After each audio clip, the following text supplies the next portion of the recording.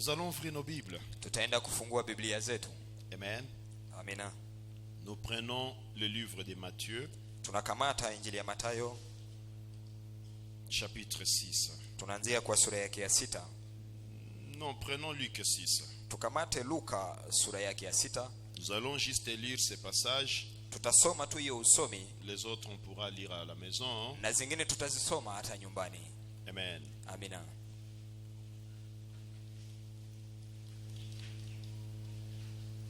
Merci beaucoup Asante sana de nous mettre debout pour kwa honorer la parole de kusimama ili tuheshimishe neno la Mungu. Dieu. Luc au chapitre 6. Luka sura yake ya 6.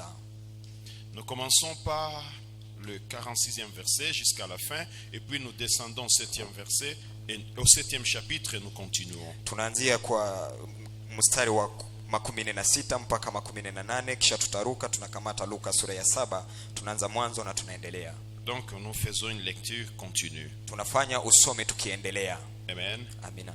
Nous lisons au nom de Jésus-Christ. Tunasoma katika jina la Yesu. Pourquoi m'appelez-vous Seigneur, Seigneur, et ne faites-vous pas ce que je dis? Je vous montrerai à qui est semblable tout homme qui vient à moi, attend mes paroles et les met en pratique. Il est semblable à un homme qui, bâtissant une maison, a creusé profondément et a posé le fondement sur les rocs. Une inondation est venue et le torrent s'est jeté contre cette maison sans pouvoir l'ébranler parce qu'elle était bien bâtie. Mais celui qui attend et ne met pas en pratique est semblable à un homme qui a bâti une maison sur la terre sans fondement. Le torrent s'est jeté contre elle. Aussitôt, elle est tombée et la ruine de cette maison a été grande. 7e chapitre, je Sura continue. yake ya 7 tunaendelea. Après avoir achevé tous ces discours devant le peuple qui l'écoutait, Jésus entra dans Capernaum. Un centenier avait un serviteur auquel il était très attaché et qui était malade et sur le point de mourir. Ayant entendu parler de Jésus, il lui envoya quelques anciens des Juifs pour le prier de venir guérir son serviteur. Ils arrivèrent auprès de Jésus et lui adressèrent d'instances et supplications, disant: il mérite que tu lui accordes cela, car il aime notre nation et celui qui a bâti notre synagogue. Jésus, étant allé avec eux, n'était guère éloigné de la maison quand le centenier envoya des amis pour lui dire: Seigneur, ne prends pas tant de peine, car je ne suis pas digne que tu entres sous mon toit. C'est aussi pour cela que je ne me suis pas cru digne d'aller en personne vers toi. Mais dis un mot et mon serviteur sera guéri, car moi qui suis soumis à des supérieurs, j'ai des soldats sous mes ordres, et je dis à l'un va et il va, à l'autre viens et il vient, et à mon serviteur fais cela et il le fait. Lorsque Jésus entendit ces paroles, il admira le centenier et se tourna vers la foule qui le suivait et il dit: je vous le dis, même en Israël je n'ai pas trouvé une aussi grande foi. De retour à la maison, les gens envoyés par le centenier trouvèrent guéri le serviteur qui avait été malade. Le même récit est restitué au Matthieu chapitre 8 verset 5 à 13. Hiyo usomi na kwa ndani ya Injili ya Mathayo 8 unaanzia kwa mstari wa 5 jusqu'à 13. mpaka 13. On devrait lire aussi 2 Chroniques chapitre 18, le premier jusqu'au 8e verset. C'est l'histoire de Michée avec Akab. Tungeliweza kusoma vile vile kitabu ya pili ya Mambo ya Nyakati sura yake ya 18. Amen. Na ilikuwa inasema juu ya historia ya mfalme Ahabu. Nous pouvons directement prier. Basi tunaweza kuomba. Seigneur, merci. Bwana, asante. Aie pitié de chacun de nous. Samehe kila mmoja Purifie wetu. chacun de nous par ton sang, l'âme, le corps et l'esprit. Safisha kila mmoja wetu mwili, Sanctifie nafsi. ta chair et cet environnement. Takasa madhabahu yako Spirituellement, na physiquement et psychiquement. kiroho, kimwili na Que ta kimafikiri. présence nous comble et Na nous couvre. uwepo wako utufunike. Donne à chacun de nous sa part. Patia kila mmoja fungu lako. Transmets-nous la vie, Seigneur. Utupatie uzima Bwana. Tu nous as permis de t'adorer. Ulituruhusu tukuabudu. Maintenant, nous voulons écouter ta parole. Sasa tunataka tusikie Tu neno avais lako. dit: l'homme ne vivra pas seulement du pain, Ulisema mtu hataishi kwa mais de mkate toute parole pekee, qui quittera ta bouche. lakini kwa kila neno itokalo kinywani Seigneur, mwako. Bwana, viens nous parler. sema nasi, Et en tout cas, la gloire te revienne à na kwa jamais. yote utukufu Au kurudie nom de milele. Jésus-Christ de Nazareth. Katika jina la Nous Yesu avons Kristo ainsi wa prié. Nazareti tumeomba hivi. Amen. Amen. Maintenant. Tukae. Amen. Amina.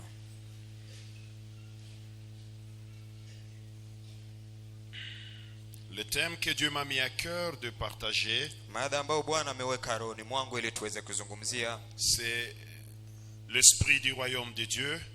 roho ya ufalme wa mbinguni. Amen. Deux Amen. points, la soumission et l'obéissance. Nukta mbili, unyenyekevu na kuheshimu. Utiifu na unyenyekevu. L'esprit du royaume de Dieu. Roho ya ufalme wa Mungu. Ou la loi du royaume de Dieu. Ama sheria ya ufalme wa mbinguni. Amen. Amina. La soumission Utiifu, et l'obéissance. unyenyekevu na utiifu. Quand je réfléchissais sur ce thème, je disais, Seigneur, Wakati nilifikiria hiyo mada nikasema, basi Bwana, mais donne-moi un thème pour encourager ton peuple, Seigneur. nipatie mada ambayo itawaweka moyo Pour watu wako. enranger ton peuple, l'amener à l'encourager. Hiyo mada ambayo italeta kabila lako kusikia moto ndani mwao. Seigneur, pourquoi tu me ramènes toujours à ce genre de thème? Basi kwa nini unanirudisha tu kwenye hizo mada? L'obéissance à Dieu, Utiifu kwa Mungu, la crainte de l'Éternel, kicho cha Bwana, l'attachement à Dieu. kuzingatia Mungu. Seigneur, inspire-moi même un thème pour encourager ton peuple qui sera béni, qui aura Basi le Bwana, sentiment. nipatie mada ingine ambayo itawasukuma watu wako kukubarikiwa na kukucha zaidi. Mais voilà des thèmes qui reviennent toujours. Bon, je me Basi dis, ni hiyo mada tena ambayo inarudia, basi najiambia l'autre fois, peut-être quand Dieu nous donnera un autre thème pour encourager, pour déclarer des bénédictions, on le fera. Mais voici le thème que Dieu nous a mis nikasema encore siku ingine, à cœur. mara nyingine Bwana atatupatia mada ambayo itakuwa ya kuweka moyo watu na kuwaita kwa Bwana, lakini acha tuzungumzie yeye. L'esprit du royaume de Dieu, Roho ya ufalme wa la mbinguni, loi du royaume, sheria za mbinguni, la soumission, kunyenyekea, utiifu. l'obéissance. Amen. Amina. Alors, je vais commencer d'abord par circonscrire ces récits que nous venons de lire ensemble Nitaanza basi kugusia usomi ambao tumefanya pamoja sur le centenier qui était venu présenter la requête de la guérison de son serviteur auprès de notre Seigneur. kuhusu huyu akida ambao alikuja mbele za Bwana kuleta ombi ya kumponya mtoto wake. Amen. Amina. La Bible dit ceci: Biblia inasema hivi, Jésus venait de prêcher les foules. Yesu Kristo alikuwa amehubiria makundi. Alors, il quitte là où il était, Anatoka huko ambapo alikuwa, il se dirige à Capernaum. anaendea Kapernaum. Arrivé quelque part, Akifika mahali, pendant qu'il était en train de parler encore, wakati alikuwa akizungumza tena, la Bible dit il reçoit une délégation. Biblia inasema akapokea wajumbe Une fulani, délégation des anciens des Juifs. wajumbe fulani ambao ni wazee wa Wayahudi. Ils viennent apporter à Jésus une demande d'un centenier romain. Wanaleta. Dans l'autre version, on l'appelle capitaine romain. Wanaleta ombi ya yule ambaye alikuwa akida wa Waroma. Quelque chose me tique ici. Basi na kitu fulani imenigusa Nous savons hapo. que ce sont ces anciens-là des Juifs qui ne voulaient pas de Jésus. Tunajua kwamba ni hao wazee wa Wayahudi ndio walikuwa Ou soit hawamtaki de Yesu, certains d'entre eux vraiment qui étaient contre ce que le Seigneur ama ni faisait. wamoja ndani mwao ndio walikuwa wapinzani wa Yesu. Mais facilement ils acceptent que les centeniers romains les envoient vers Jésus pour lui présenter sa doléance ou sa requête. Lakini kwa kushangaa hapo wakaitika ya kwamba huyo akida awatume walete ombi lake mbele ya Yesu Et Kristo. la Bible dit,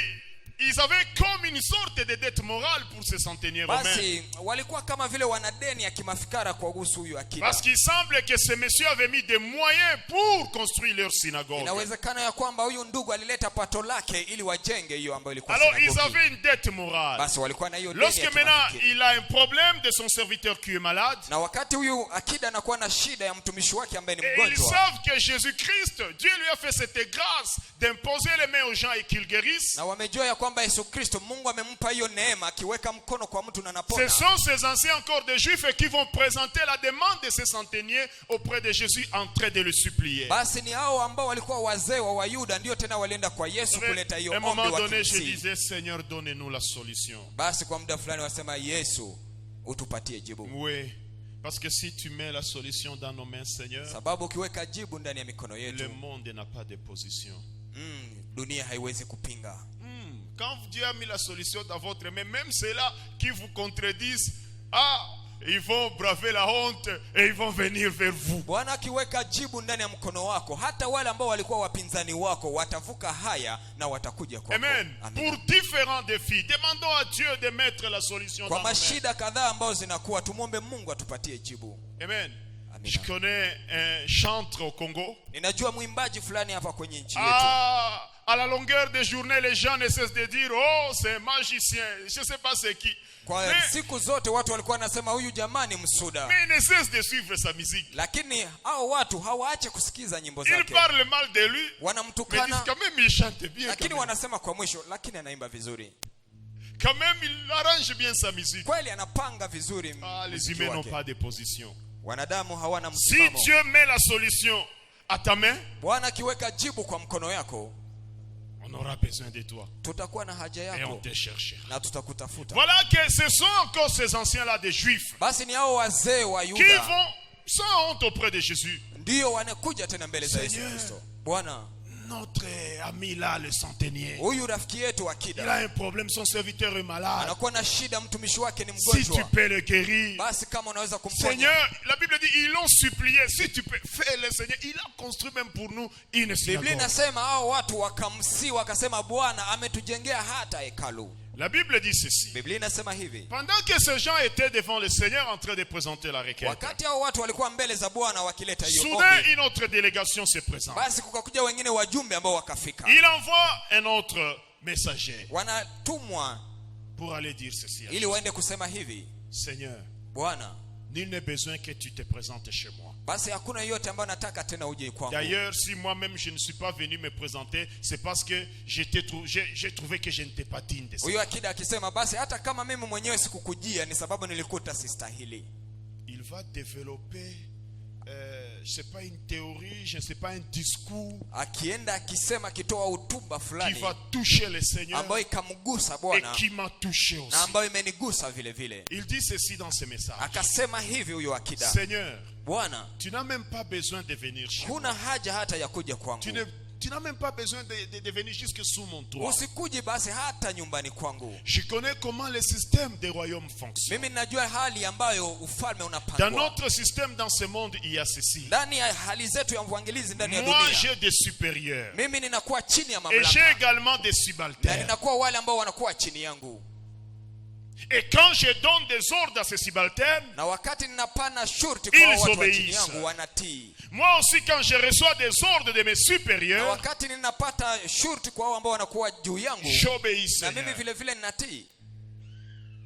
Je sais que même dans le système spirituel, c'est de la sorte. Ninajua hata ndani ya mipangilizi ya kiroho ni hivyo. Et je sais que tu n'es pas n'importe qui dans le système Na spirituel. ninajua hauko aizuru nani ndani ya hiyo mpangilizi. Il n'est pas besoin que tu viennes chez moi. Sina haja ufike Là où tu es, Seigneur, pale ambapo ulipo dis Bwana. seulement un seul mot. Sema neno moja tu Et mon serviteur sera guéri. na mtumishi wangu atapona. Voilà le message qu'il envoie aller donner à Jésus par le deuxième messager. Na ni hiyo ndio ujumbe ambao alituma hao watumishi wa pili wa Tel que je connais le fonctionnement des systèmes des kama royaumes. vile ninajua upangilizi wa dunia. Si tu peux seulement donner un ordre. Ukipana tu amri. Je sais que le monde spirituel est structuré. Ninajua ulimwengu wa kiroho umepangwa Tu n'as vizuri. pas besoin de venir jusque chez moi. Hauna haja ya kufika hadi nyumbani Là où kwangu. tu es, si tu peux donner seulement un ordre, Pale ambapo uliko unaweza kusema tu mon serviteur sera guéri. na mtumishi wangu atapona.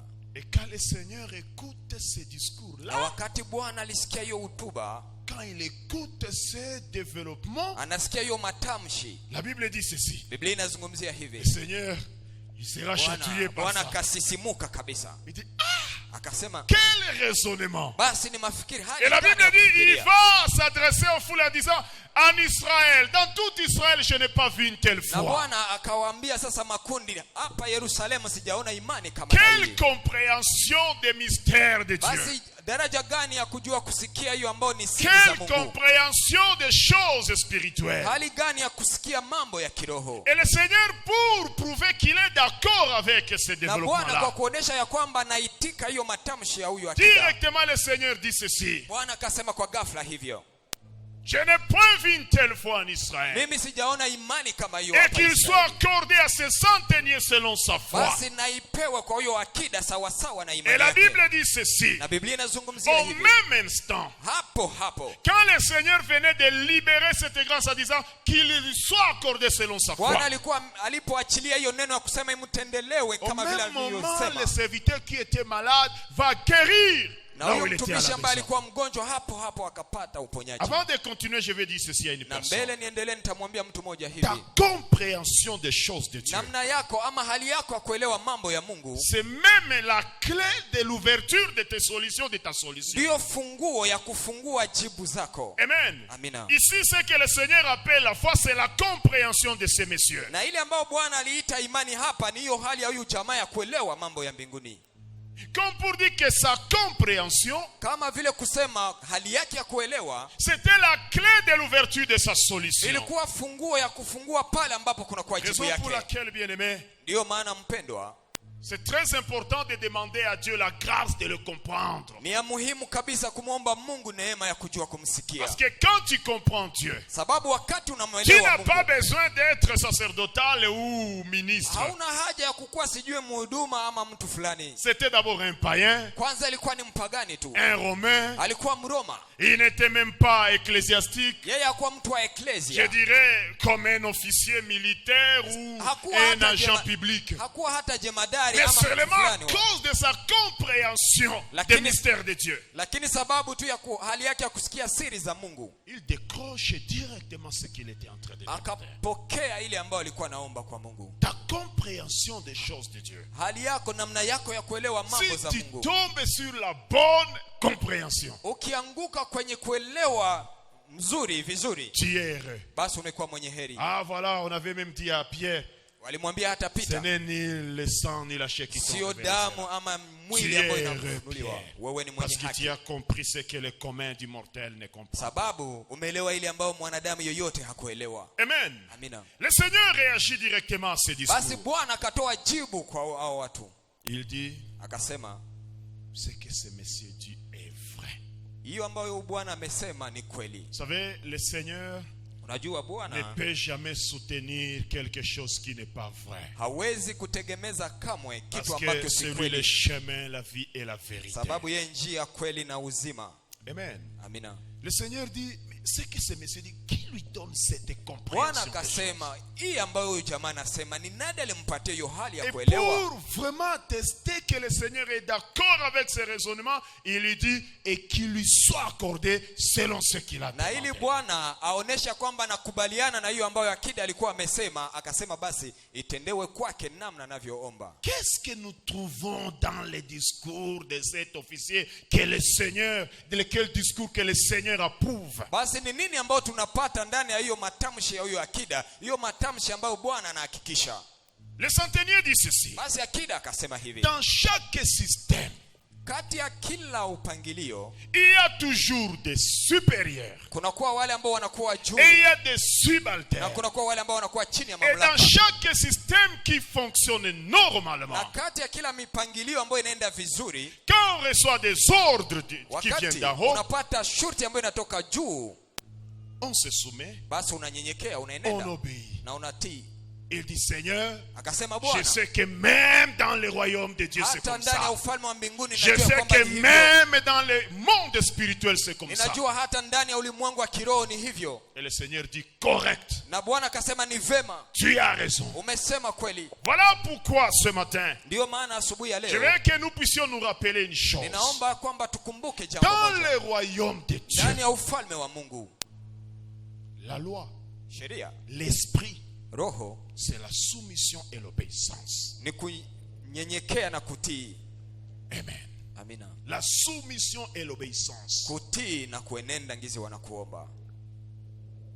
Hier, nous étions en train de dire ceci. Na jana tulikuwa tukisema Je hivi, m'imagine quelqu'un qui n'a pas été capable d'obéir à Dieu et à la parole de Dieu sur la terre. mimi ninamfikiria mtu ambaye hakukuwa na uweza wa kunyenyekea Est-ce Mungu qu'il hapa saura duniani. se conformer à l'ordre céleste? Je, atajua kuenenda sawa sawa na taratibu za huko mbinguni? Malgré que tu écoutais la parole de Dieu, tu es resté orgueilleux ou orgueilleuse. Ijapokuwa ulisikia neno la Mungu lakini ulibaki mwenye kiburi. incapable de te soumettre, haukuweza kabisa kujishusha, incapable d'obéir. haukuweza kutii. Est-ce que c'est dans le royaume de Dieu? Je, ni ndani ya ufalme wa mbinguni, ufalme wa Mungu, Tu sauras t'adapter au système céleste? je utaweza kuenenda sawa sawa na mipangilio ya huku mbinguni? Chaque fois qu'on viendra vous dire nous allons adorer Jésus-Christ, Na wakati yote ambao watakuja kuambia tutaenda kumwabudu Mungu, toi qui n'étais pas habitué à l'obéissance, wewe ambao ulikuwa haujui kuenenda sawa sawa na kile toi ambacho qui Mungu anasema, ignorais complètement la notion de soumission, wewe ulikuwa unadharau kabisa na kuisahau tu risqueras de hali dire ya au ciel, kunyenyekea. eh bwana nao wana tous. Unaweza kusema huko mbinguni, eux aussi ils ont dépassé les Alors bords. au ciel on dit rien d'impur n'entrera. Basi na mbinguni wanasema hakuna On ne te kichafu ambacho permettra kitaingia. pas d'entrer là-bas si depuis que tu étais sur la terre, tu n'avais pas laissé incarner en toi l'esprit de soumission et d'obéissance. Hawatakuruhusu uingie huku kama tu muda wote uliishi duniani au kujua ngizi ya kunyenyekea na kutii. Et même Hata l'église est comparée à l'épouse de Christ. kanisa inalinganishwa na bibi harusi. Et nous savons que lorsqu'on donne les devoirs des époux, des Na conjoints, on dit wakati- que l'épouse a le devoir de soumission à l'époux. Wakati wanapana mapashwa ya huyu bibi harusi, wanasema huyu bibi harusi ni sherti anyenyekee. Donc même à l'église, Hata kanisani, si on n'incarne pas la loi de la soumission et de l'obéissance kama hauishi hii sheria ya kunyenyekea na kutii, à la rencontre de l'époux, wakati ya kutanana na bwana le harusi, jour du son de la trompette, tu ne wakati seras sauti ya pas au parapanda, rendez-vous. hautakuweko. Amen. Amina. Raison pour laquelle je veux vraiment aujourd'hui Ndio que nous maana, puissions nous interpeller sur cette chose. kwa siku ya leo nilipenda tuamshe dhamiri zetu kuhusu jambo moja. Dans le royaume de Dieu, Ndani ya ufalme wa Mungu, l'esprit qui roho conduit tout, ambayo inayoongoza c'est yote l'obéissance ni et kutii la soumission. na kujua kunyenyekea. Nous allons voir quelques modalités d'obéissance ou de soumission. Tutaona mahali fulani ya kujua kunyenyekea ama kutii. Avant de voir les conséquences Mbele tuweze kuona basi na matokeo ni gani de l'esprit de soumission ya hiyo roho ya kunyenyekea et de l'obéissance na à la kutii parole de Dieu. na utiifu kwa neno la Mungu. Amen. Amina.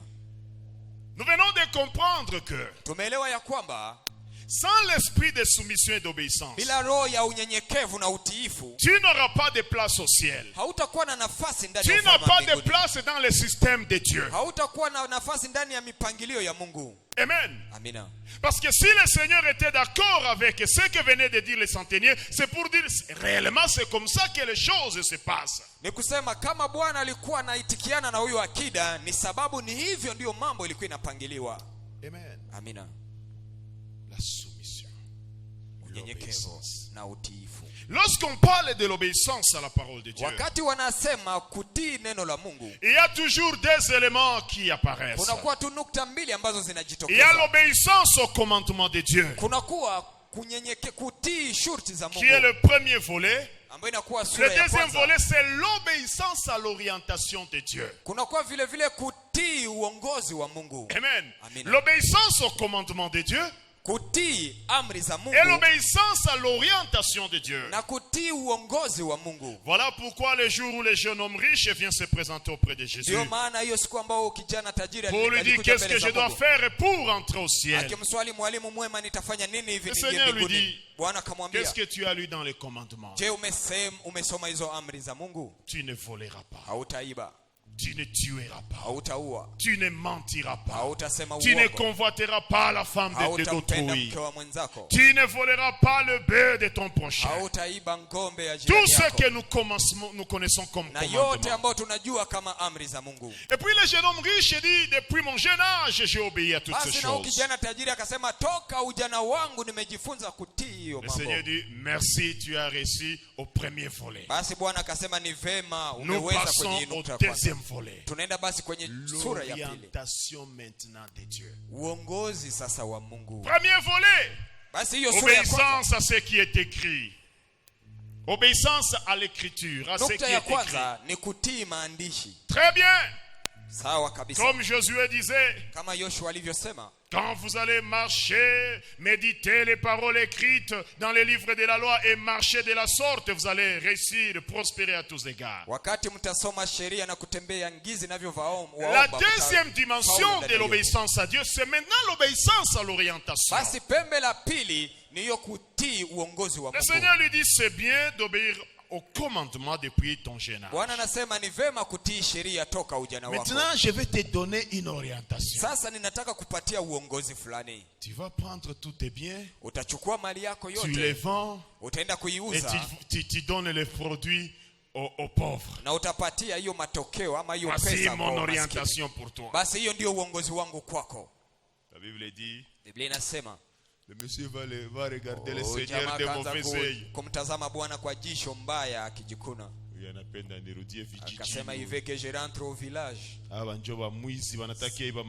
Ça, ce sont ces jardins escrocs qui viennent voler notre bien. Et il va s'éloigner. Et c'est à cette occasion que le Seigneur va s'exclamer en disant, il est facile pour un chameau de passer par le trou d'une aiguille quand un riche d'entrer dans le royaume des cieux. Je dis bien l'obéissance à des dimensions. Les commandements de Dieu.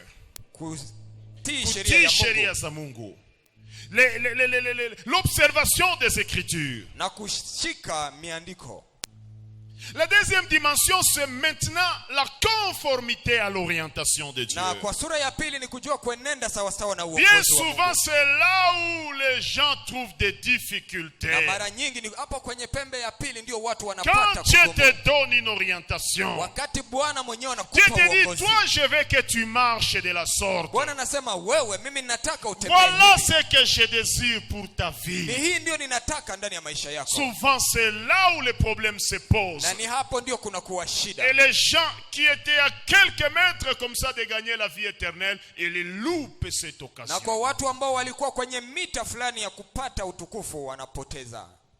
Parce que les gens apparemment sont incapables de se soumettre, sont incapables d'obéir. Et pourtant, dans le royaume de Dieu, dans le système de Dieu, la loi c'est la soumission et l'obéissance, et c'est comme ça que les choses marchent.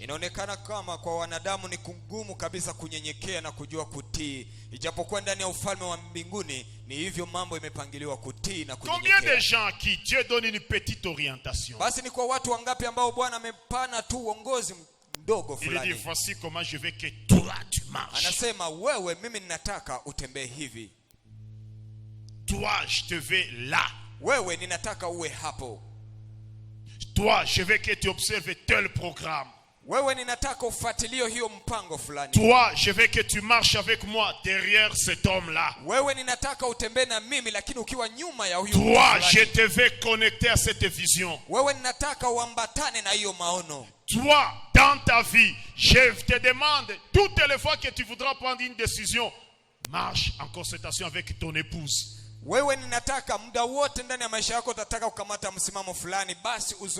en concertation avec ton mari. Ne fais rien sans que vous ne vous soyez mis d'accord. À d'autres dit, toi, avant de faire quelque chose, demande seulement l'avis de ton pasteur, qu'il t'aide et qu'il prie pour toi. Juste une orientation que Dieu donne à quelqu'un.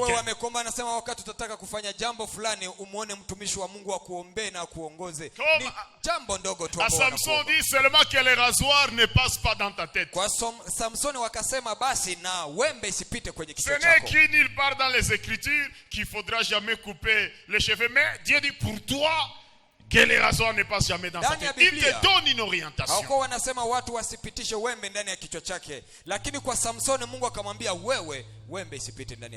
Et c'est là où souvent les gens trouvent des difficultés. Ils se disciplinent.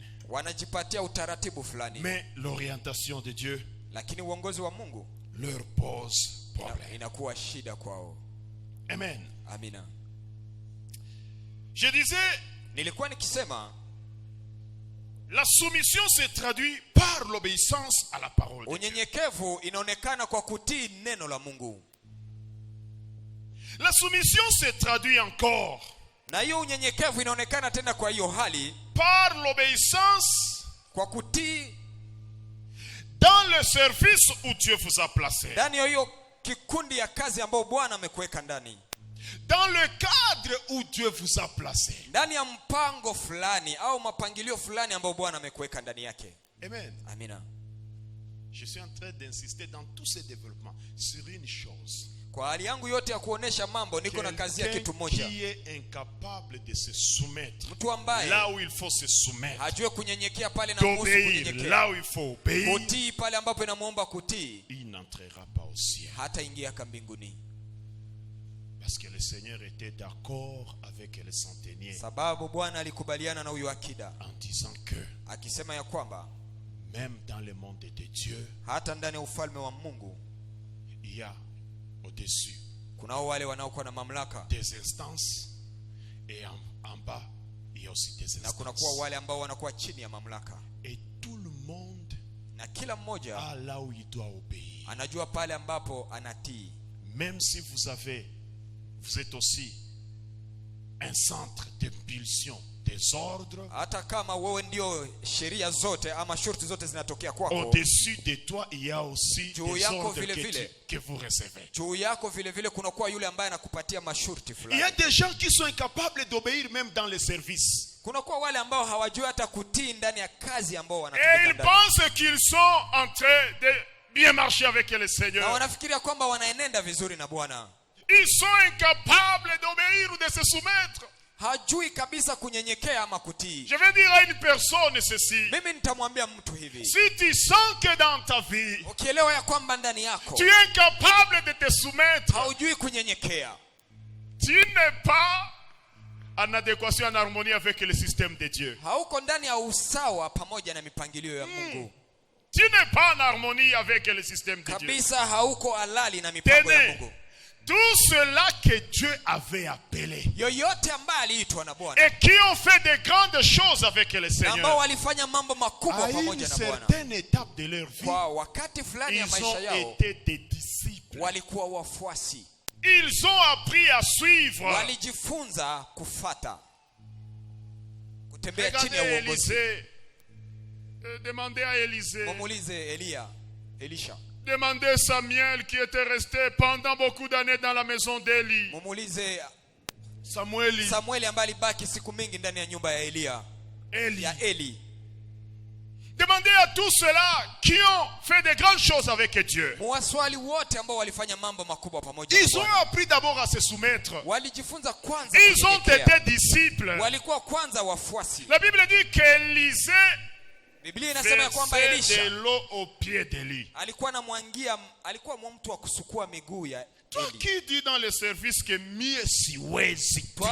Toi qui te dis dans le service dans lequel tu te trouves, moi je ne peux pas faire ça. Tu n'as pas l'esprit du royaume de Dieu. Nitakwambia hauna roho ya ufalme wa mbinguni. Je dis bien, beaucoup de gens sont incapables d'obéir. Ninasema watu wengi hawajui kutii, hawawezi kutii. Ce qui est plus grave. Na ile ambayo inatisha, ambayo j'ai vu dans ces histoires de Dieu, ndani ya hiyo mambo ya Mungu, quand quelqu'un est incapable d'obéir ou de se soumettre, mtu wakati hajui kunyenyekea ama kutii, il dit, anasemaka, Dieu m'a dit ceci. Bwana ameniambia hivi. Dieu m'a mis ceci à cœur. Basi Bwana ametia ndani ya roho yangu pour échapper à la soumission et à l'obéissance. Ili aende kinyume ya kutii na kunyenyekea. Na ndio maana hiyo siku le roi Akab, mfalme Ahabu, il a ce que Dieu vient de lui dire à travers la bouche de Michée. Kulikuwa kile ambacho Bwana alimwambia kupitia kinywa cha Mikea. Pour échapper à l'ordre de Dieu, ili apite kinyume ya uongozi wa Mungu, il s'est fait aussi des prophètes. Basi akajitafutia manabii wengine. Pour lui prophétiser selon ce que lui veut. Ili wampatie mabashiri sawa sawa na vile anavyotaka. On s'échappe à se soumettre à Dieu par un prétexte soi-disant Dieu m'a dit ceci. Mtu anakwepa kufanya mapenzi ya Mungu akileta sheria ya kusema, akileta sababu ya kusema Bwana ameniambia.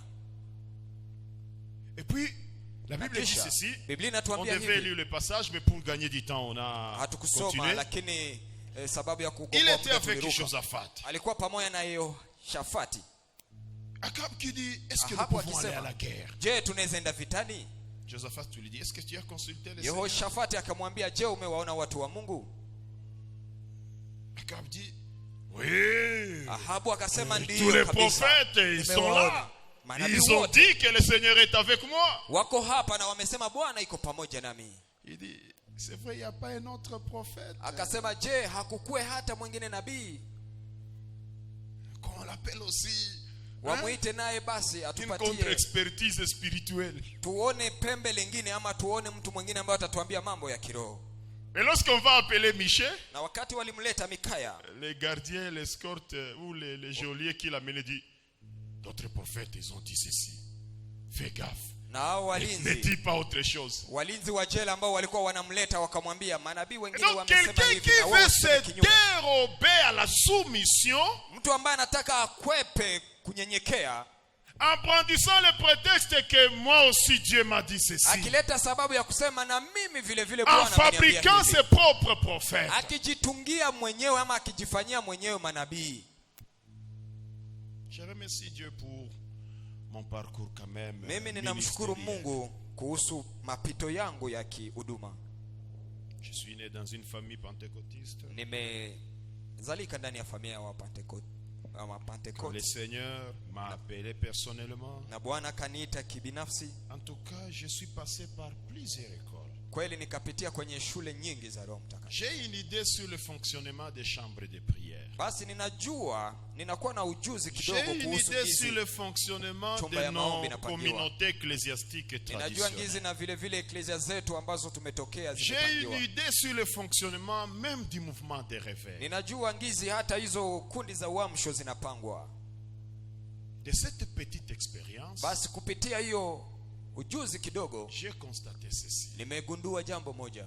Souvent les gens à travers qui Dieu parle, Mara nyingi kwa wale watu ambao kupitia ndani mwao Mungu ils anasema, ne trouvent pas cela comme une proie arrachée et démontrant aux gens que Dieu me parle. hawapate hiyo kukuwa kitu ya kujitapia na kujionyesha kusema Bwana na mimi ananiambia Ils ne kitu. cherchent pas même à convaincre les gens ou à montrer aux gens que reconnaissez que Dieu me parle aussi. Hatafutaki hata kuwaleta watu kuitika ya kwamba Bwana anamsemesha. D'ailleurs, souvent, ils Na mara n'ont nyingi. aucun intérêt là-dessus.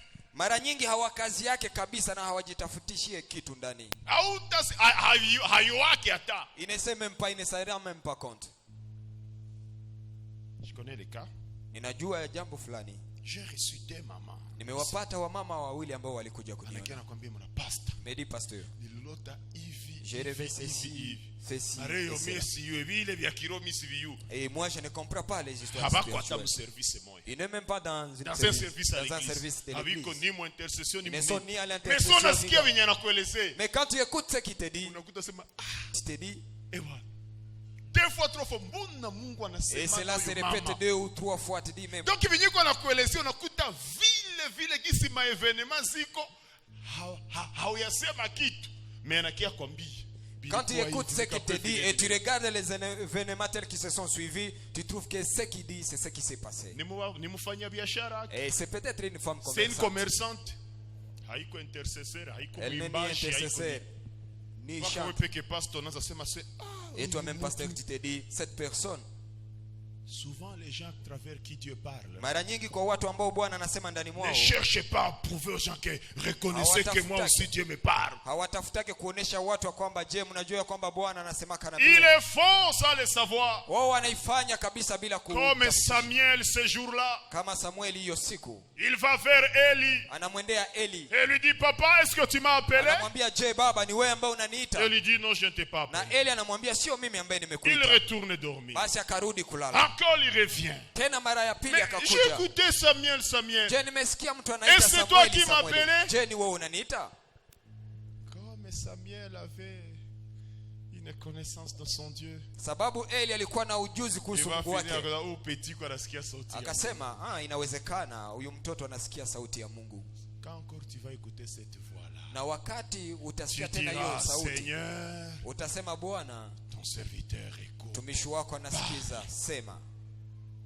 Voilà comment les choses se passent. Na ni hivi ndio mambo inapitika. Souvent mtu anakuwa kiko anasema Samuel iko anasema sema vitu hayuwe. Mara mingi Samuel est en train de dire des choses qui ne Mais le comprend pas. coach que Dieu lui a mis devant Lakini lui, ule kiongozi ambaye Bwana ameweka mbele zake, petit. Anamwambia mtoto, wakati utasikia hivi, sache que c'est l'Éternel qui te parle. Dis, j'écoute Seigneur, ton serviteur écoute. Parle, maître. Savez quoi, l'Éternel me parle. Moi aussi l'Éternel m'a dit ceci. Ce n'est pas comme ça. Alors j'étais en train de dire ceci. Des gens qui se dérobent à la soumission et à l'obéissance. Au nom de Dieu m'a dit. Au nom de la mienne moi aussi j'ai écouté ceci. Est-ce qu'il y a iko insoumission?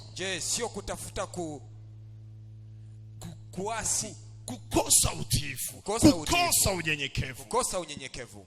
Je dis bien, il y a des gens qui sont incapables de se soumettre. Tout cela que Dieu avait appelé et qui avaient de l'avenir avec les ils avaient appris à se soumettre. Alors je dis ceci. La soumission dans le service. Je m'imagine quelqu'un, on te dit, tu es par exemple dans la chorale. Le chef de la chorale, il vient. Il dit, après ça et ça et ça, voici les orientations. Voici les directives. Mais quelqu'un en dedans de lui se trouve l'orgueil. Il ne le dit pas. Mais dans son cœur, il dit, je ne peux pas suivre ces hommes. Sache que tu n'as pas ce cœur du royaume de Dieu. Parce que dans le royaume, la règle des jeux, c'est l'obéissance, c'est la soumission.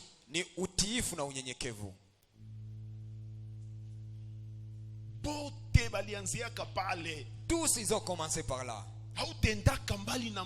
Tu n'iras nulle part avec Dieu.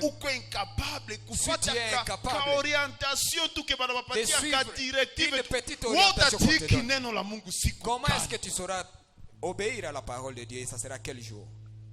Quittons même les services. Allons dans la maison, dans l'organisation familiale.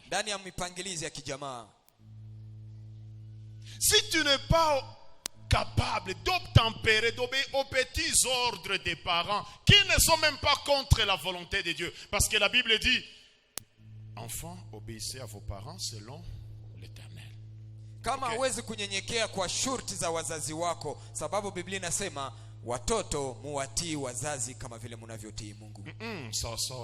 Sawa na mapenzi ya Mungu. Ça veut dire mzazi atakwambia twende tambika, wewe Mkristo unasema ni utiifu mnenda tambika. Le parent ne va pas te dire allons chez les féticheurs et comme tu es chrétien tu dis bon OK allons. La raison pour laquelle j'ai dit l'obéissance selon. Ndio maana ninasema utiifu sawa na mapenzi ya Mungu. On te donne juste des directives. Wanakupatia tu uongozi wa kijamaa. Kwambia sema bwana wewe utakuwa tu unaanza koropa tu basi. Quand tu te réveilles, tu torchonnes la maison. Efforce-toi de ne pas rentrer à la maison tard. Vraiment, il n'y a aucune mauvaise intention. Hakuna kabisa nia Au mbaya. nom seulement de l'organisation interne de la maison. Wanakupatia tu mipangilio. Et tu es incapable d'obéir. Na unashindwa kutii. Tu es incapable de te soumettre. Unashindwa kunyenyekea. Kweli. Sawa. Utaweza katili ya Mungu wewe? Tu sauras obéir aux choses de Dieu. Mbinguni. Dans le ciel.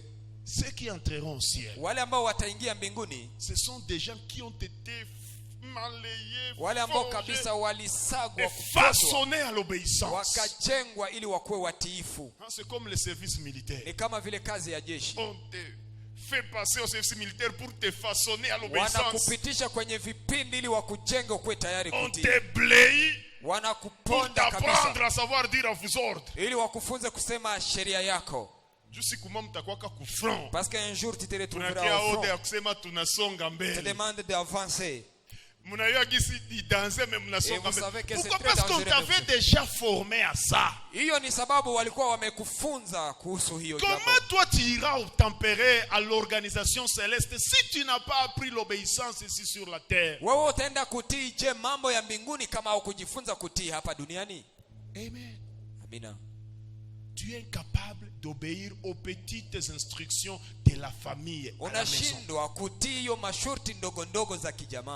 Qui n'ont rien de contraire à la volonté de Dieu. Qui sont faisables. Ce n'est pas qu'on te demande quelque chose d'impossible. Les amis, l'esprit du royaume des cieux, c'est la soumission, c'est l'obéissance. Je vais vous dire ceci. Dans le système de Dieu, chacun est appelé à se soumettre. Kweli. C'est ça. Pour les chefs à chorale, j'aime donner l'exemple de la chorale. Quand il vient vous dire, voici comment nous allons marcher. Ce n'est pas que anapendaka kutupangia na kutupatia mitindo. Non, ce n'est pas ça. Lui aussi, il a aussi des ordres auxquels il se soumet. Le pasteur aussi, il a des ordres auxquels il se soumet. C'est comme ça dans le royaume de Dieu. Alors toute personne qui est incapable de se soumettre ne comprend pas la logique du royaume de Dieu.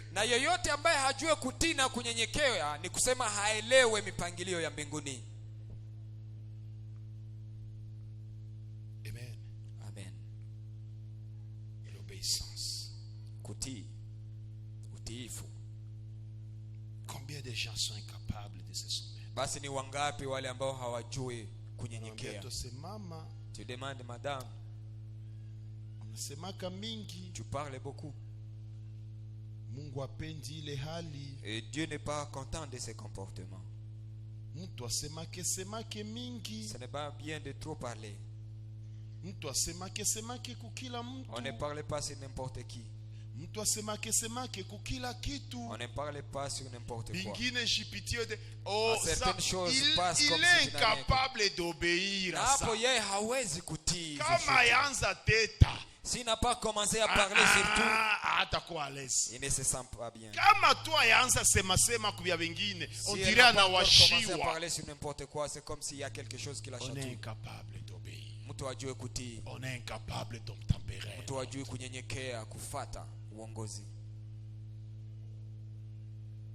Vous ne pouvez pas évoluer dans le royaume de Dieu sans esprit de soumission ou d'obéissance. Parce que le commandement de Dieu nous exige l'obéissance et la soumission.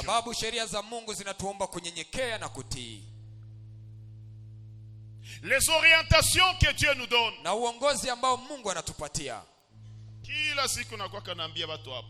Vitu vya kiroho hawavichanganya. On ne mélange pas les choses spirituelles. Mais combien de gens ne cessent d'amener leur tête ici et là? Basi ni wangapi ambao wanabeba mahitaji zao huku na huko. Anakamata kichwa anatia hapa anabandika mikono. Anaweka kichwa chake hapa. Anakamata kichwa anatia hapa anabandika mikono. Votre pasteur vous dit. Na mtumishi wa Mungu mchungaji wako anakuambia. Inatufundisha hapana vya kuchanga vya kiroho. Unaenda lumia hauye kwenye ulilumilia. Mais combien de gens sont incapables de se soumettre? Basi ni watu wangapi hawajui kunyenyekea kufuata uongozi? Votre place n'est pas dans le royaume de Jésus. Nafasi yako haiko ndani ya ufalme wa Mungu. Incapable d'obéir. Hawezi weza incapable de se soumettre. Hawezi weza kufuata uongozi. D'obéir à une orientation. Kufuatilia uongozi fulani. Jésus-Christ dit au centenier.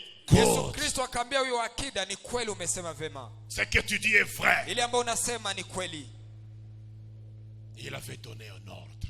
Na akapana shurti. Et le monde spirituel va obtenir. Na ulimwengu wa kiroho parce que c'est la règle des choses dans le monde spirituel. Sababu ni hivyo ndio mambo inachezeka huko ndani ya ufalme wa kiroho. Alors le Seigneur avait dit, ce monsieur a une compréhension poussée. Na Bwana akasema huyu mtu ana hali ya kuelewa mambo ya kiroho ambayo inakuwa na ujuu kabisa. Il connaît comment ce monde fonctionne. Anajua namna gani hiyo ulimwengu unapangiliwa. Amen. Amina. Quelles sont les conséquences? Basi ni matokeo gani de cet esprit d'obéissance ambayo inakuwa ndani ya hiyo roho ya kutii? Cet esprit de mise mise en œuvre de la parole de Dieu. De mise en pratique de la parole de Dieu. La Bible dit ceci. Celui qui écoute la parole de Dieu et les met en pratique et se soumet et obéit, il est comme cette personne qui, avant de bâtir une maison, a creusé. Il a jeté la fondation sur le roc. Et lorsqu'il a bâti cette maison dessus, des intempéries ont soufflé, mais la maison est restée stable. Voilà à quoi il comparait quelqu'un qui écoute la parole de Dieu et obéit. Et la met en pratique. Ça veut dire ceci, bien-aimé. Lorsque nous nous appliquons à la soumission et à la mise en pratique de la parole de Dieu, des orientations de Dieu, nous sommes en train de nous apprêter à la stabilité spirituelle. Wakati tunajitia kutimiza na kuishi maneno ya Mungu, tunakuwa tunajitayarisha kuweza kuwa na msimamo iliyo sawa. Quelqu'un qui s'exerce à l'obéissance à la parole de Dieu. Quelqu'un qui s'exerce à la soumission à la parole de Dieu. Sa vie spirituelle est en train d'être préparée. Et est en train d'être bâtie sur le roc. De telle manière que toutes les intempéries qui pourront se produire dans son avenir le retrouveront stable. Les amis lingala disent atelemingwi. C'est là où vous allez constater. Regardez ces gens-là qui ont accepté de se soumettre, d'obéir. Des gens qui ont accepté de rester, par exemple, aux pieds des hommes de Dieu. En obéissant aveuglément. À la longue, ils ont des ministères stables. Ils ont des vies spirituelles bien en place. Ce n'est pas toute intempérie qui va l'emporter. Parce que lorsque la personne se soumettait et obéissait et tempérait à l'ordre de Dieu, c'est comme si c'est un renfort. On était en train de les bâtir sur les rocs, on était en train de les renforcer.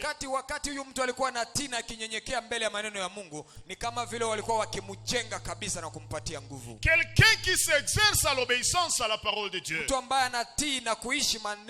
à l'obéissance aux ordres et à l'orientation, conformément à la volonté de Dieu. Je dis bien à l'orientation conformément à la volonté de Dieu. La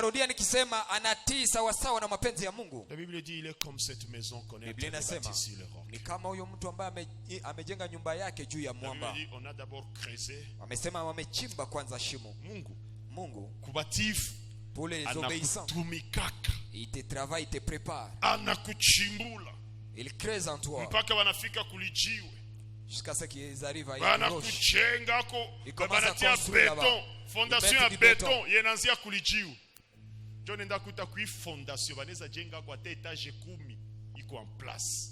Amen. Huyu mtu aliitikaka utiifu kwa neno la Mungu, kwa orientation za Mungu, akaitika kubakia kwenye Mungu anapenda akuwe. John enda kuta huduma ya mtu. Bwana. Maisha ya kiroho ya mtu unasikia etelemingwi. Maisha yake ya kiroho imesimama kwa nguvu. Nakuta mzee. Vous trouvez un vieux papa. Il est chant. Ah, je rêve ce jour-là. De voir certains de nos choristes vaisha zeeka. Niko na mwimbia Bwana. Wamezeeka na wako napiga kinanda kwa ajili ya Bwana wakimwimbia. Mzee na maivi. Un vieux papa avec les cheveux blancs, en train de chanter pour la gloire du Seigneur. Quand est-ce que les démons ne vont pas fuir à cause de ce que tu chantes? Spirituellement tu es bien bâti. Tu as accepté de passer là où Dieu a voulu que tu passes. Si c'est le brisement, tu as été brisé. La soumission, tu as appris à te soumettre. L'obéissance et la crainte de l'Éternel, tu as appris à craindre Dieu. J'aime la crainte de l'Éternel. Mimi ninapendaka kabisa kicho cha Bwana. J'étais avec un papa qui m'a témoigné. Nilikuwa na baba fulani ambaye alikuwa Je me suis rappelé de beaucoup de choses. Nikakumbuka mambo kadhaa na kadhaa. Pasteur, akasema je mchungaji, remercie le Seigneur ninamshukuru Mungu parce qu'il est en train de vaincre pour moi toutes les tentations. Sababu iko nanishindia matukio zote na vishawishi vyote. Je suis en train de gérer une entreprise. Niko msimamizi wa kiwanda fulani. C'est vraiment moi qui commande. Ni mimi kabisa ndio ninapana. Alors il arrive des fois je suis en train de signer une facture. Na kuna kwa muda fulani ambao nina sahihi sijui karatasi fulani. Une fois me dit na sauti fulani inaniambia, mais tu peux majorer la $50. Yes, unaweza ongeza $50 et tu mets ça dans ta poche. Na unaweka hiyo ndani ya mfuko. Personne ne saura. Na hakuna yeyote ambaye atajua. Tu es là seul. Na wewe peke yako ndio uko hapo. Il me dit mais une autre fois me dit, akaniambia, lakini sauti nyingine inaniambia umche Mungu. Dieu. Umche Mungu. Reste en place. Na ubaki kwenye nafasi yako. Et puis il me dit, je me dis je ne vais pas frauder. Na anajiambia huyo mtu basi sitaiba. Comme il faut signer. Na naweka sahihi yake. J'accepte de rester dans les maquis. Mais le lard ne tient pas. Ninaitika nisipate pesa lakini nimche Bwana. J'étais béni par ça. Lakini nikasikia nabarikiwa kabisa. Je lui ai dit papa unajua. Nikasema baba unajua. Pale kwenye huko. Là où tu es. Samo ya iko atanjo kwenye Mungu anakufikiria. Ce n'est pas là où Dieu veut que tu sois. Nika étape tu que Mungu anakutia c'est juste une étape de préparation. Comme la Bible dit, celui qui sera fidèle dans les moindres choses, on lui confiera kama des grandes Biblia inasema yote atakayekuwa mwaminifu kwa mambo madogo atakuwa vile vile. Tu es fidèle à ce niveau-là. Unakuwa quand Dieu va te propulser, unakuwa mwaminifu kwa hiyo mambo madogo, wakati Bwana atakupandisha juu, tu verras utaona de Dieu. Utaona makuu ya Bwana. La crainte de l'Éternel. Kicho cha Bwana. Pale kwenye kuna grupo unasikia tanjala. Là où tu as la crainte du Seigneur qui amène faim. Frappé par les difficultés. Unasikia kabisa shida zinakupiga. Mais tu te dis je vais craindre Dieu. Lakini unasema nitamcha Mungu. Ta vie est en train d'être bâtie. Maisha yako iko ikijengwa. À la longue, na uko mbele, tu trouveras que tu as reçu une stabilité spirituelle que les autres n'ont pas. Utakuta umepokea starehe fulani ya kiroho ambao wengine hawana. Ni sababu ulijua kunyenyekea. Tu as appris à obéir à Dieu. Ulijifunza kutii Mungu. La Bible dit cette personne qui écoute et qui met en pratique la parole de Dieu. Biblia inasema huyo mtu ambaye anasikia na kutii maneno ya Mungu. Il est comme cette maison qu'on est en train de bâtir, qu'on a bâti sur le roc. Anakuwa kama hiyo nyumba ambayo imejengwa kwenye mwamba. Et avant de bâtir, on a creusé, on a posé les fondements et on a bâti dessus. La maison a été très stable. Mbele wajenge walichimba kwanza na wakajenga kwenye mwamba. Na ijapokuwa tufani, la maison est restée en place. Nyumba ilibaki hapo. Acceptons de nous soumettre à la parole de Dieu. Tukubali kuenenda ama kunyenyekea mbele ya neno la Mungu. Aux orientations de Dieu. Tuitike kutembea sawa sawa na uongozi wa Mungu. Acceptons de craindre le Seigneur. Tuitike kumcha Mungu. Amen. Amen. Deuxième conséquence. Na matokeo ya pili, c'est que ni kwamba l'esprit de soumission et d'obéissance ya unyenyekevu na utiifu wa neno la Mungu nous prépare à la vie céleste. Inatutayarisha kwa maisha ya mbinguni. La Bible dit prépare-toi à la rencontre de ton Biblia inasema ujitayarishe kukutana na Mungu wako. Nous sommes l'épouse du Christ. Tuko bibi harusi wa Yesu Kristo. Et vous savez que avant le mariage, na mbele ya mtu afanye harusi, wanabebaka mwanamke aende tawa. Wanamtumaka mwanamke aende funzwa. Kutawa ndo waleta wanamtengeneza, wanamtayarisha. Amen. Makucha wanaichonga, wananyorosha. Manicure. Juu ya nini? Sababu gani? Siku yenye bwana harusi atakuja, le jour où l'époux va venir, amukute iko tayari. Il trouve qu'elle est prête. Et c'est ça le rôle que la parole de Dieu est en train de faire. Na hiyo ndio kazi ambayo neno la Mungu iko nafanya ndani ya maisha yetu. Je reviens à ma question. Ninarudia kwenye swali langu. Toi qui es incapable de te soumettre, kama hauwezake kunyenyekea kufuata uongozi, tu asemotembee vine unashindwa. On te donne une orientation et tu ne sais pas suivre. Est-ce que utaweza maisha ya mbinguni wewe? Tu sauras la vie dans le royaume du ciel. Si utasema kakule la Yesu anataka tukolonize. Utasema oh Yesu anataka tuonea. Utasema Yesu anataka tukolonize kule yule. Unaweza shindwa, pastor wako anakuambia sema Mungu anapenda utembee hivi. Ton pasteur te demande, il te dit tu es veut que tu marches de la sorte. Est-ce que mbinguni ndio utawezaka kujisumeta? Je, ni huko mbinguni ndio utaweza? Kufonctionnement ya kule. Selon que les choses sont organisées dans le ciel. Là, c'est l'adoration. Huko ni maabudu peke yake. Nous serons là pour adorer Jésus-Christ. Tutakuwa huko kwa ajili ya kuabudu. Hii roho ya kiburi yenye uko na developer, sutenda sema Yesu uko masifa. L'esprit d'orgueil que tu as. Yesu masifa. Tu diras Seigneur, tu es vantard. Apana. Non. Kule tunaenda abudu. Nous irons pour adorer le Seigneur.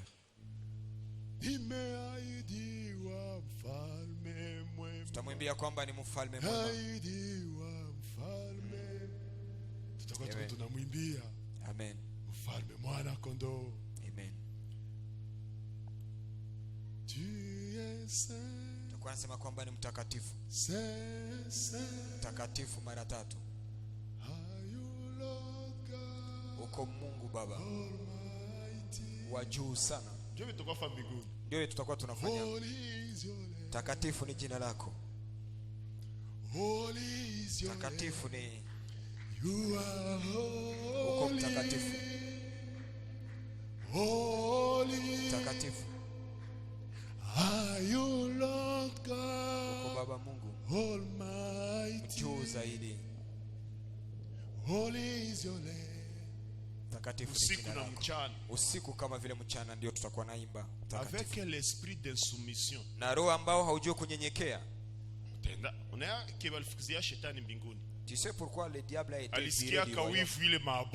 Parce qu'il a été jaloux des adorations qu'on présentait devant Dieu. Pourquoi est-ce que nous devons seulement adorer Dieu?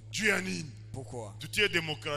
Qu'on mette la démocratie. Qu'on adore Dieu pour une semaine. Et moi qu'on m'adore aussi une semaine. L'esprit du royaume. L'adoration de Jésus-Christ. La soumission et l'obéissance à la parole de Dieu. Amen. Amina. Ah oui, bien-aimé. Nous devons nous exercer à cela. Un enfant de Dieu. Quand on lui demande de se mettre là-bas, tu auras des instructions de là et tu vas obéir. Il dit, ça va. Il n'y a pas de problème. Papa Munga, que Dieu te bénisse. Baba Munga na Mungu akubariki. Amen. Amina. C'est papa. Huyu baba, il a toujours été un exemple qui m'inspire à cause d'un épisode de sa vie. Kuna kuwaka kitu fulani ambaye inatoka ndani ya roho yangu sababu ya mapito fulani ambayo alipitia. Siku moja, moi, j'avais montré à papa Munga des notes de musique. Mimi nilimuoneshaka namna ya kupiga muziki, niliwaka gitari mbele yake ile ya babongo yetu ya l'époque, nikamuonesha. Mais akakuya akajifunza. Akayua muziki, bakasema yenjo chef de chorale wetu. Hata mimi nilimuoneshaka manote, yenjo chef de chorale wetu. Tukamwacha akatuongoza. Et pourtant je l'avais même précédé au ministère. Japokuwa nilikuyaka hata mbele yake ndani ya huduma. Bongo. Akakuwa chef wetu. Il est devenu notre chef de chorale. Siku moja pastor akakia kumwambia Mungu. Sasa unayua l'homme de Dieu est venu dire, tu sais quoi Munga? Acha Kombe aongoze kwa. Laisse papa Kombe diriger la chorale maintenant. Akasema ile. Il a dit ça seulement. Sawa, mniambie poste yangu. Dites-moi là où je vais commencer à exercer. Piga guitare, sawa? On lui a dit tu vas commencer à jouer à la guitare et là il est retourné là-bas jouer à la guitare. Ça seulement. Ça c'est la semence du royaume. Hiyo ni mbegu ya ufalme wa mbinguni. Amen. Amen. Il est tout. Seulement ça. Je vais jouer à la guitare. Bien aimé. Je ne sais pas comment est-ce que les choses spirituelles se font. Après un temps, l'homme de Dieu a dit, frère Munga, retourne à ta place, va diriger la chorale. Il a dit encore, ça seulement, je vais retourner. L'esprit du royaume. L'esprit d'obéissance. L'esprit de soumission. Sans complexe. Et tu le fais bien, sans contre-cœur, sans dents. Amen. Amen. C'est ça l'esprit du royaume. L'adoration de Jésus-Christ. On ne cherche que la gloire de Dieu. Nous nous diminuons et nous élevons la gloire du Très-Haut. Là où te places, tu fais tel que Dieu le veut. Et pour la gloire du Très-Haut. Amen. Amen. Yes. Dio. Amen. Amen. Dans la vie, il faut être prêt à marcher selon l'orientation de Dieu, à se soumettre au commandement de Dieu. À obéir. Kutii. Yes. Ndio. À éviter d'être connaisseur. Kujifanya kuwa mjuai. À éviter l'orgueil. Kuepuka kuwa na kiburi. Vous savez, l'orgueil est interne. Unajua kiburi ni kitu ya ndani. Kweli mama kama weza tii mwako mnyumba, haiko mbinguni njota weza tii ordre ya mbinguni. Tu es une maman, uko mama kwako nyumbani, incapable de te soumettre. Haujui kunyenyekea. Mbinguni njota wezaka. Je, c'est dans le royaume Yesu njota wezaka. Obéir. Muro yako. Et l'obéissance n'est pas quelque chose souvent de visible, c'est dans le cœur. Utiifu au unyenyekevu sio kitu ya kuonekana nje, ni ndani ya mtu. On peut rester calme, pourtant dans son cœur on est des grands orgueilleux. Unaweza baki kimya ijapokuwa ndani ya roho yako kabisa uko mwenye kiburi. Amen. Amina. Si on est incapable, kama mtu hawezi kuweza d'obéir ici-bas, kutii hapa chini ya jua, est-ce qu'on saura vivre dans la structure, dans le système céleste? Je, tutaweza kuishi ndani ya hiyo mambo gizi inavyopangiwa mbinguni? Amen. Amen. Le centenier dit, huyo akida akisema, Seigneur, Bwana, dans notre système, ndani ya mipangilio yetu, j'ai des supérieurs, ninao wanaokuwa juu yangu, j'ai des subalternes. na kuna kwa wale ambao wanakuwa chini yangu. Quand je reçois des ordres, je wakati ninapata order ninatembea. Quand je donne des ordres, on obéit. Na wakati ninapana order, je sais que dans le monde spirituel, ninajua hata ndani ya ufalme wa il y a aussi une structure. Kuna mipangilio. Seigneur, Bwana, il n'est même pas besoin que tu viennes chez moi. Sio hata ya muhimu kuja nyumbani. Je sais que d'ailleurs dans le monde spirituel, c'est là où il y a l'ordre des choses. Ninajua kwamba ndani ya maisha ya kiroho, ulimwengu wa kiroho ndio mambo imapangiliwa. Tout est seulement un ordre. Pana tu amri. Le spirituel va obéir. Na kiroho itafuata. Et le Seigneur dit, na Bwana akatazama akasema, kweli ni daraja gani ya kujua kuelewa. Je n'ai pas vu une telle compréhension en Israël. Mimi sijaona kuelewa hivi ndani ya Israeli. Ni kweli unasema kweli. Et qu'il te soit donné ce que tu demandes. Basi na ipewe kwako sawa sawa na kile ambacho unaomba. Demandons à Dieu l'esprit d'obéissance. Tumuombe Mungu roho ya kutii, roho ya utiifu. Demandez à Dieu l'esprit de soumission. Roho ya unyenyekevu. L'obéissance à sa parole. Kutii neno lake. L'obéissance au commandement. Kunyenyekea chini ya uongozi wake. L'obéissance à l'orientation de Dieu. Kujua kunyenyekea chini ya uongozi wa Mungu. L'obéissance en famille. Ndani ya jamaa. L'obéissance au service. Ndani ya makazi. L'obéissance au ministère. Kujua kutii ndani ya huduma. Et quand nous avons des gens comme ça qui ont le sens de l'autorité, na wakati tunakuwa na watu ambao wanajua kuheshimu mamlaka, hata nchi yetu, et même notre nation, hata nchi yetu yenyewe bénéficiera. Itafaidika. C'est le chef de l'État. Ni president wa nchi. Tu les respectes comme ça. Ni mkuu wa serikali, basi unamheshimu hivi. Comme c'est lui le chef de l'État de ton pays, tu lui donnes mkuu wa serikali yenu wa nchi yenu. Seigneur tout honneur. Kwa kila mfalme ni sharti upewe heshima. Mais quand on a grandi avec aucun sens d'autorité, na wakati ulikomala bila kujua kuheshimu, on négligera son pasteur. On négligera son chef d'entreprise. On négligera même son chef d'État. On négligera tout le monde. Utadharau hata mkuu wa nchi yenu na utadharau watu wote. Mbinguni ni ufalme. Dans le ciel c'est un royaume. Mfalme hakukuwa kibya kiburi. Il y a pas d'orgueil dans le royaume. On l'appelle l'Éternel Dieu des armées. Na wanamuita Bwana Mungu wa majeshi.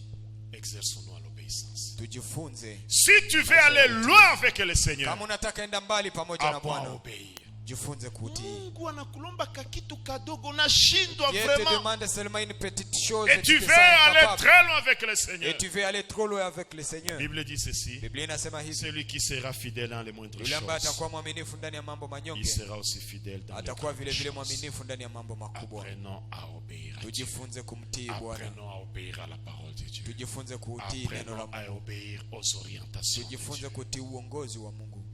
Amen. Amina. Juste un petit mot. Kuweka neno fupi tu. Quand on a l'esprit d'obéissance, wakati unakuwa na roho ya utiifu, l'esprit de soumission, roho ya unyenyekevu, on sait prendre des dispositions. Unajua kukamata msimamo fulani. Par exemple, tu es dans un service du protocole. Kwa mfano uko ndani ya kikundi ya washemasi. Si tu es en péché, kama umekutana umeziwiza, dis que je suis empêché. Mais tu laisses les choses pourrir comme ça. Et après 2 semaines d'absence, tu viens.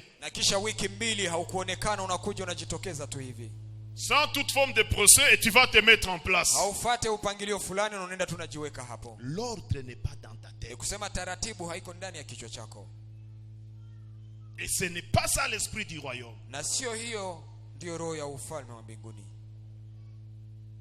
Quand on est absent, quand on n'a pas été au programme, on informe, on en parle. C'est ça l'esprit du royaume. Dans le royaume de Dieu, il y a l'ordre. Oui, bien-aimé. Et quiconque ira très loin avec le Seigneur, il doit s'exercer à cela. Que Dieu bénisse sa parole. Amen.